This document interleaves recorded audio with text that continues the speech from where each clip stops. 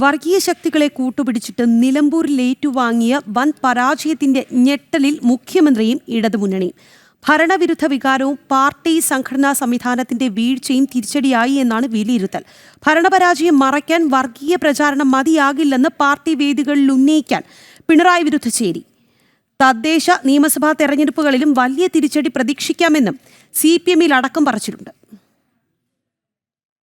തുടർഭരണമോഹങ്ങളുമായി രണ്ടാം പിണറായി സർക്കാർ അവസാന ലാപ്പിൽ കൊതിച്ചത് നിലമ്പൂരിലെ മിന്നുന്ന വിജയം. മുസ്ലിം ഭൂരിപക്ഷ മേഖലയിൽ PDP പോലെയുള്ള തീവ്ര വർഗീയ ശക്തികളുമായി പരസ്യ ബാന്ധവം, ഒപ്പം പച്ചയായ വർഗീയ പ്രചരണവും. പാർട്ടിക്ക് കിട്ടാവുന്ന ഏറ്റവും വലിയ കരുത്തിനെ ഇറക്കിയിട്ടും നിലമ്പൂർ CPM-നും ഇടതുമുന്നണിക്കും ഏൽപ്പിച്ചത് കനത്ത ആഘാതം. വിവാദങ്ങൾ നിറഞ്ഞ രണ്ടാം ഭരണത്തിലെ എല്ലാ ജനവിരുദ്ധതയും നിലമ്പൂരിൽ ചർച്ചയായെന്ന് തന്നെയാണ് ഫലം സൂചിപ്പിക്കുന്നത്. മുഖ്യമന്ത്രിയുടെ മകളുമായി ബന്ധപ്പെട്ട വിവാദങ്ങൾ, വന്യജീവി ആക്രമണമടക്കമുള്ള മലയോര മേഖലയിലെ പ്രശ്നങ്ങൾ, വികസന മുരടിപ്പ്, ഇവയെല്ലാം നിലമ്പൂരുകാരുടെ വോട്ടുകളെ സ്വാധീനിച്ചിട്ടുണ്ടെന്ന് വ്യക്തം.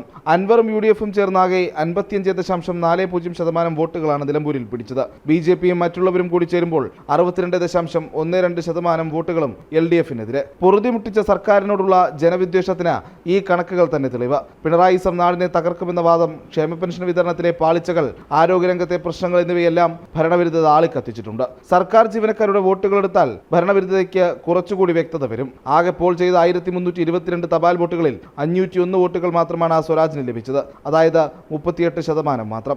ആര്യാടൻ ഷൗക്കത്തിന് 680-ഉം BJP-ക്ക് 86-ഉം അൻവറിന് 70 വോട്ടുകളും ലഭിച്ചു. തപാൽ വോട്ട് ചെയ്ത സർക്കാർ ജീവനക്കാരിൽ 62%-വും സർക്കാരിനെതിരെ. തദ്ദേശ തെരഞ്ഞെടുപ്പിലും നിയമസഭാ തെരഞ്ഞെടുപ്പിലും ഭരണവിരുദ്ധ വികാരം ആളിക്കത്തുമെന്ന സൂചനയാണ് ഈ കണക്കുകൾ നൽകുന്നത്. ഇതുതന്നെയാകും മുഖ്യമന്ത്രിക്കെതിരെ പാർട്ടിയിലെ എതിർചേരിയും ആയുധമാക്കുക.